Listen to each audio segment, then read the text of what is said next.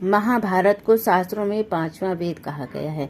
इसके रचयिता महर्षि कृष्णद्वैपायन वेदव्यास हैं। महर्षि वेदव्यास ने इस ग्रंथ के बारे में कहा है कि जिस विषय की चर्चा इस ग्रंथ में नहीं की गई है उसकी चर्चा संसार में कहीं भी उपलब्ध नहीं है। आज हम आपको महाभारत के उन विशेष पात्रों के बारे में बताएंगे जिनके बिना ये कथा अधूरी है, और साथ ही इन प्रमुख पात्रों के बारे में रोचक बातें जानेंगे। वीडियो शुरू करने से पहले आप सबसे एक रिक्वेस्ट है कि अगर आपको आज की वीडियो के माध्यम से दी गई ये जानकारी अगर पसंद आती है तो प्लीज वीडियो को लाइक, शेयर और कमेंट करना मत भूलिएगा। और अगर आगे भी हमारे साथ जुड़े रहना चाहते हैं तो प्लीज चैनल को सब्सक्राइब जरूर करिएगा। तो चलिए शुरू करते हैं। महाभारत के जो सबसे पहले प्रमुख पात्र हैं वो हैं भीष्म पितामह।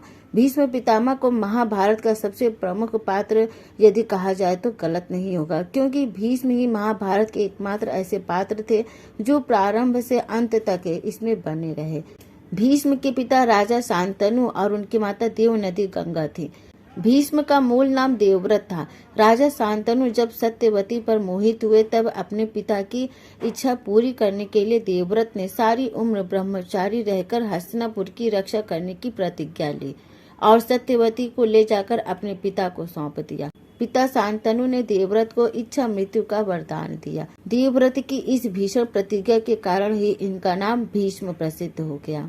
युद्ध में जब पांडव भीष्म को पराजित नहीं कर पाए तब उन्होंने जाकर भीष्म से ही इसका उपाय पूछा। तब भीष्म पितामह ने बताया कि तुम्हारी सेना में जो शिखंडी है वो पहले एक स्त्री था, बाद में पुरुष बन गया। अर्जुन शिखंडी को आगे करके मुझ पर बाणों का प्रहार करेंगे। जब वो मेरे सामने होगा तब मैं उस पर बाण नहीं चलाऊंगा। इस मौके का फायदा उठाकर अर्जुन मुझ पे बाणों से घायल कर देंगे। पांडवों ने यही युक्ति अपनाई और भीष्म पितामह पर विजय प्राप्त की। युद्ध समाप्त होने के 58 दिन के बाद जब सूर्यदेव उत्तरायण हो गए तब भीष्म ने अपनी इच्छा से प्राण त्याग दिए। महाभारत के दूसरे पात्र हैं गुरु द्रोणाचार्य। कौरवों और पांडवों को अस्त्र शस्त्र चलाने की शिक्षा गुरु द्रोणाचार्य ने ही दी थी। द्रोणाचार्य महर्षि भरद्वाज के पुत्र थे। महाभारत के अनुसार एक बार महर्षि भरद्वाज जब सुबह गंगा स्नान करने गए, वहां उन्होंने घृताची नामक अप्सरा को जल से निकलते देखा। ये देखकर उनके मन में विकार आ गया और उनका वीर्य स्खलित होने लगा। ये देखकर उन्होंने अपने वीर्य को द्रोण नामक एक बर्तन में संग्रहित कर लिया। उसी में से द्रोणाचार्य का जन्म हुआ था। जब द्रोणाचार्य शिक्षा ग्रहण कर रहे थे तब उन्हें पता चला कि भगवान परशुराम ब्राह्मणों को अपना सर्वस्व दान कर रहे हैं। द्रोणाचार्य भी उनके पास गए और अपना परिचय दिया। द्रोणाचार्य ने भगवान परशुराम से उनके सभी दिव्य अस्त्र शस्त्र मांग लिया और उनके प्रयोग की विधि भी सीख ली। द्रोणाचार्य का विवाह कृपाचार्य की बहन कृपि से हुआ था। कौरव पांडवों के युद्ध में द्रोणाचार्य कौरवों की ओर से थे। जब पांडव किसी भी तरह उन्हें हरा नहीं पाए तो उन्होंने गुरु द्रोणाचार्य के वध की योजना बनाई। उस योजना के अनुसार भीम ने अपनी ही सेना के अश्वत्थामा नामक हाथी को मार डाला और द्रोणाचार्य के सामने जाकर जोर जोर से चिल्लाने लगे कि अश्वत्थामा मारा गया। अपने पुत्र की मृत्यु को सच मानकर गुरु द्रोण ने अपने अस्त्र नीचे रख दिए और अपने रथ के पिछले भाग में बैठकर ध्यान करने लगे। मौका देखकर धृष्टद्युम्न ने तलवार से गुरु द्रोण का वध कर दिया। महाभारत के तीसरे पात्र हैं कृपाचार्य। कृपाचार्य कौरव और पांडवों के कुलगुरु थे। इनके पिता का नाम सरद्वान था। वे महर्षि गौतम के पुत्र थे। महर्षि सरद्वान ने घोर तपस्या कर दिव्य अस्त्र प्राप्त किया और धनुर्विद्या में निपुणता प्राप्त की। ये देखकर देवराज इंद्र भी घबरा गए और उन्होंने सरद्वान की तपस्या तोड़ने के लिए जानपदे नाम की अप्सरा को भेजा। इस अप्सरा को देखकर महर्षि सरद्वान का वीर्यपात हो गया। उनका वीर्य सरकंडों पर गिरा जिससे वह 2 भागों में बंट गया। इससे एक कन्या और एक बालक उत्पन्न हुए। वही बालक कृपाचार्य बना और कन्या कृपि के नाम से प्रसिद्ध हुई। महाभारत के अनुसार युद्ध के बाद कृपाचार्य जीवित बच गए थे। धर्म ग्रंथों में जिन 8 अमर महापुरुषों का वर्णन है, कृपाचार्य भी उनमें से एक है। चौथे पात्र हैं महर्षि वेदव्यास। महर्षि वेदव्यास ने ही महाभारत की रचना की और वे स्वयं भी इसके एक पात्र हैं। इनका मूल नाम कृष्णद्वैपायन वेदव्यास था। इनके पिता महर्षि पराशर और माता सत्यवती हैं। धर्म ग्रंथों में इन्हें भगवान विष्णु का अवतार भी माना गया है। इनके शिष्य वैशंपायन ने ही राजा जन्मेजय की सभा में महाभारत कथा सुनाई थी। इन्हीं के वरदान से गांधारी को 100 पुत्र हुए थे। जब धृतराष्ट्र, गांधारी और कुंती वानप्रस्थ आश्रम में रहते हुए वन में तपस्या कर रहे थे, तब एक दिन युधिष्ठिर सहित सभी पांडव और द्रौपदी उनसे मिलने वन में गए।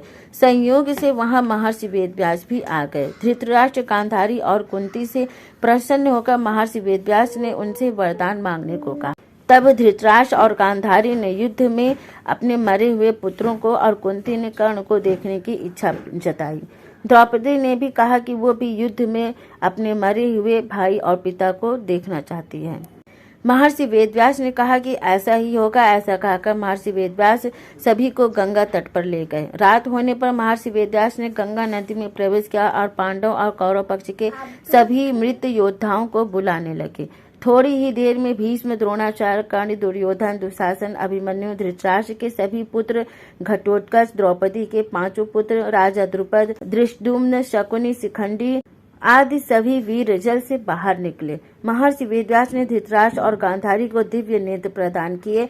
अपने मृत परिजनों को देखकर सभी को बहुत खुशी हुई। सारी रात अपने मृत परिजनों के साथ बिताकर सभी के मन में संतोष हुआ। सुबह होते ही सभी मृत योद्धा फिर से गंगा जल में लीन हो जाते हैं।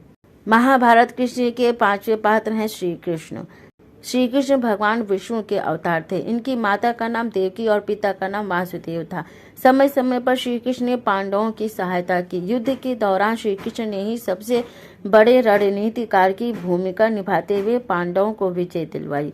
श्री कृष्ण की योजना के अनुसार ही पांडवों ने राजसूय यज्ञ किया था। उस यज्ञ में श्री कृष्ण ने शिशुपाल का वध किया था। श्री कृष्ण ही शांति दूत बनकर कौरवों की सभा में गए थे और पांडवों की ओर से 5 गांव मांगे थे। युद्ध के प्रारंभ में जब अर्जुन कौरवों की सेना में अपने प्रियजनों को देखकर विचलित हो गए, तब श्री कृष्ण ने ही उन्हें गीता का उपदेश दिया था। अश्वत्थामा के द्वारा छोड़े गए ब्रह्म अस्त्र के प्रभाव से जब उत्तरा, जो अभिमन्यु की पत्नी थी, उनका पुत्र मृत पैदा हुआ, तब श्री कृष्ण ने उसे अपने तप के बल से जीवित कर दिया था। युद्ध समाप्त होने के बाद जब धृतराष्ट्र, गांधारी, कुंती ये सभी कुरुकुल की स्त्रियां कुरुक्षेत्र आई तो यहाँ अपने पुत्रों, पति और भाई सभी के शव को देखकर उन्होंने बहुत विलाप किया। अपने पुत्रों के शव को देखकर गांधारी थोड़ी देर के लिए बेहोश हो गई। होश आने पर गांधारी को बहुत गुस्सा आया और उसने श्री कृष्ण से कहा कि पांडव और कौरव आपस की फूट के कारण ये नष्ट हुए हैं, किंतु तुम चाहते तो इन्हें रोक सकते थे, लेकिन तुमने ऐसा नहीं किया। ऐसा कहकर गांधारी ने श्री कृष्ण को श्राप दिया कि आज से 36 वर्ष के बाद तुम भी अपने परिवार वालों का वध करोगे और अपने मंत्री, पुत्रों आदि के नाश हो जाने पर एक अनाथ की तरह मारे जाओगे। उस दिन तुम्हारे परिवार की स्त्रियां भी इसी प्रकार विलाप करेंगी। गांधारी के श्राप देने के बाद श्री कृष्ण ने कहा कि ऋषि वंशियों का नाश इसी प्रकार होगा। ये मैं पहले से जानता था, क्योंकि मेरे अलावा कोई भी उनका संहार नहीं कर सकता। इसलिए आपके श्राप के अनुसार ही यदुवंशी आपसी कलह से ही नष्ट होंगे। तो इस प्रकार ये महाभारत के कुछ प्रमुख पात्र हैं। वीडियो कैसी लगी? अगर पसंद आई हो तो प्लीज वीडियो को लाइक और कमेंट करना मत भूलिएगा। अगर आगे भी हमारे साथ जुड़े रहना चाहते हैं तो प्लीज चैनल को सब्सक्राइब जरूर करना। Thank you.